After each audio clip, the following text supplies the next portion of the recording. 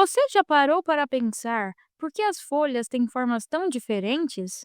Algumas são largas, outras finas, algumas têm espinhos, outras se parecem com flores. No vídeo de hoje, vamos explorar a incrível morfologia das folhas, sua estrutura, desenvolvimento, classificações e até modificações bizarras. A função principal das folhas é a fotossíntese, uma vez que abrigam os tecidos onde se encontram os cloroplastos, que são as organelas que realizam a fotossíntese. Isso explica porque a maior parte das folhas apresenta um formato achatado, perfeitamente ajustado a esta função, ou seja, com o máximo possível de área exposta à luz.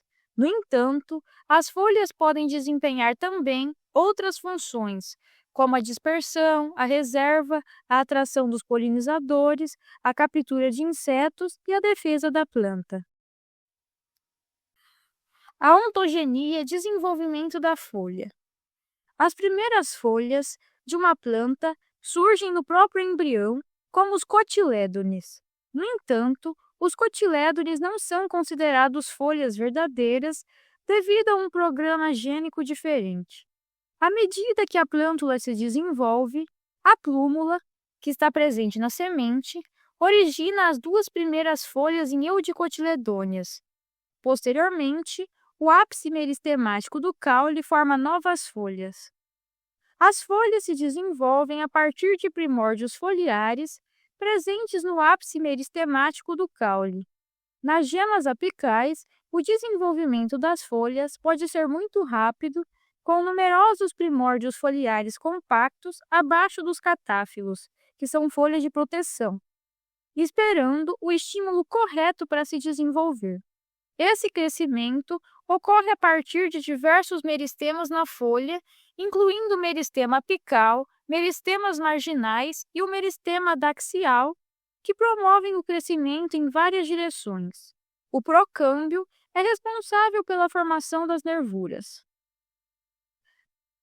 Costuma-se chamar de folha completa as folhas que apresentam bainha, pecíolo e limbo, apesar de serem pouco comuns as folhas que apresentam conjuntamente essas três estruturas, o que significa dizer que a maioria das folhas é incompleta. O limbo, também chamado de lâmina foliar, representa a parte geralmente achatada e verde, percorrida pelas nervuras que constituem seu sistema vascular. Possui duas faces, a adaxial, que é a face superior, e a abaxial, que é a face inferior. O pecíolo é a haste que sustenta o limbo, podendo estar diretamente ligada ao caule ou fazer isso por meio da bainha. Quando não apresenta pecíolo, a folha é denominada cécio. A bainha é a estrutura presente na maioria das monocotiledôneas, que corresponde à parte da folha que envolve o caule em maior ou menor extensão. A bainha auxilia na proteção das gemas axilares.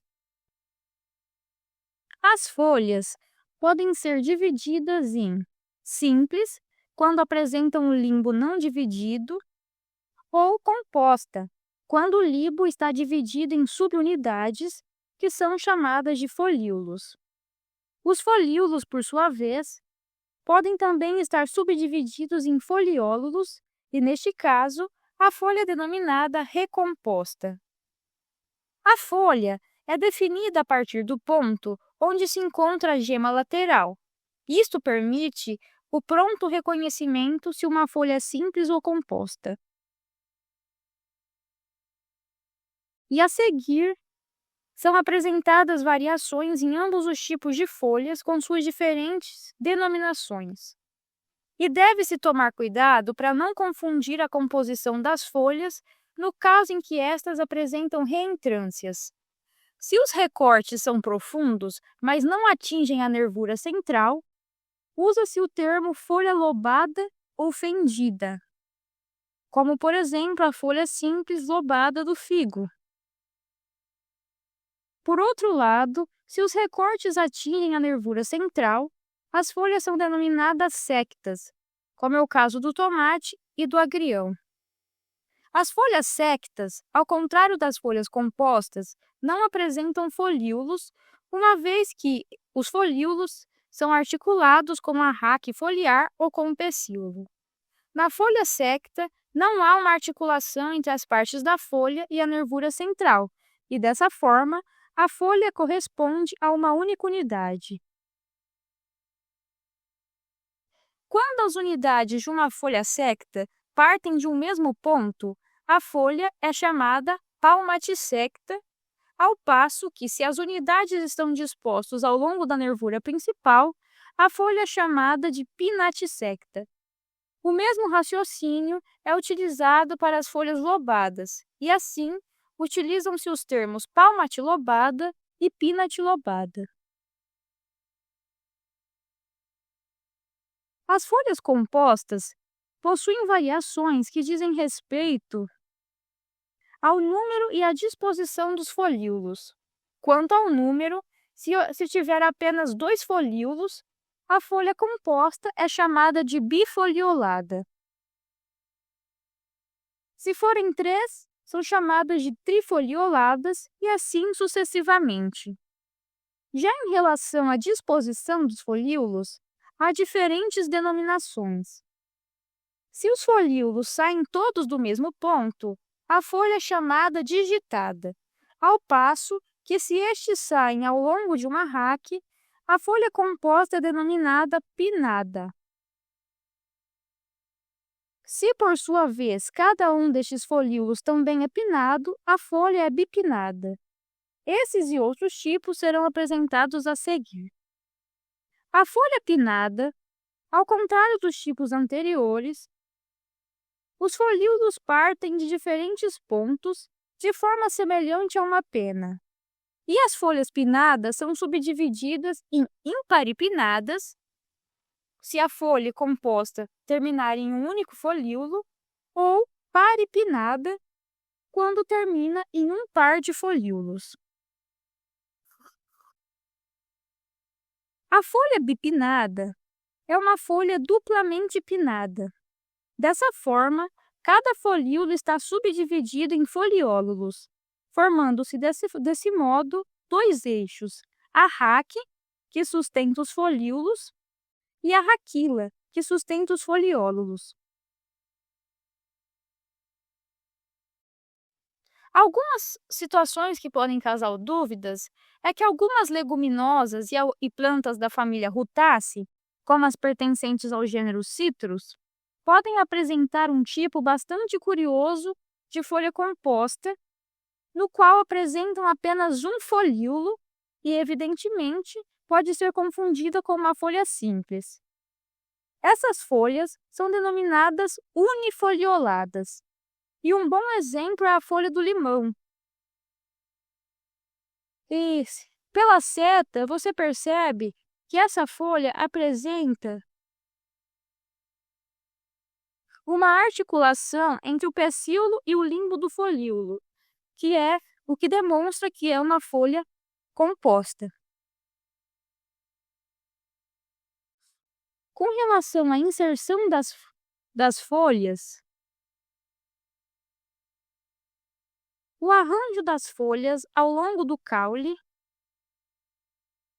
varia quanto ao número por nó e quanto ao ângulo entre elas em nós consecutivos. Elas podem ser alterna, quando tem uma única folha por nó, ou oposta, quando tem 2 folhas por nó. Elas podem ser cruzadas, quando as folhas têm ângulos de 90 graus em cada vértice de cada nó, ou dística, quando as folhas estão no mesmo plano e achatadas. Pode ser verticilada, quando mais de 2 folhas em cada nó. E pode ser espiralada, quando as folhas estão dispostas em espiral ao longo do caule. O formato do limbo foliar é uma das características mais utilizadas na diferenciação das espécies, mesmo considerando que possa ocorrer uma grande variação em uma mesma espécie. Os termos utilizados para a forma da folha também podem ser utilizados para as pétalas e para as estípulas. Quando as folhas são mais largas perto da base, elas podem ser lanceoladas. Quando são mais estreitas, como ocorre no pessegueiro e na mangueira, ou ovais, quando são mais largas, como no manjericão e no mimo de Vênus. Quando as folhas são largas perto do meio, quando as folhas são largas perto do ápice, elas podem ser oblanceoladas, quando são mais estreitas, ou obovais, quando são mais largas. Quando as folhas são largas perto do meio, com as margens arredondadas, elas podem ser elípticas, quando são mais estreitas, e orbiculares, quando são mais largas. Quando as folhas são largas perto do meio, com as margens paralelas, elas podem ser lineares, quando são mais estreitas, ou oblongas, quando são mais largas. E alguns formatos especiais de folha é o deltoide, que tem forma de triângulo, o reniforme, que tem forma de rim, o flabeliforme, que tem forma de leque, e o panduriforme, que tem a forma aproximada de uma pandura, que é um tipo de viola. Os ápices e as bases das folhas também apresentam vários formatos, como obtuso, agudo, mucronado, emarginado, retuso, truncado, arredondado, cuneado e vários outros tipos. A margem das folhas ou dos folíolos pode ser classificada em inteira ou lisa, quando não apresenta lobos ou reentrâncias, crenada, quando apresenta lobos simétricos e arredondados, lobada, quando apresenta os lobos simétricos e mais ou menos arredondados, mais profundos que a da margem crenada. A margem denteada, quando apresenta lobos agudos e simétricos. A margem serreada, quando apresenta lobos agudos e assimétricos. E a margem erosa, quando é irregularmente cortada. E existem outros tipos de margem, mas esses são os principais.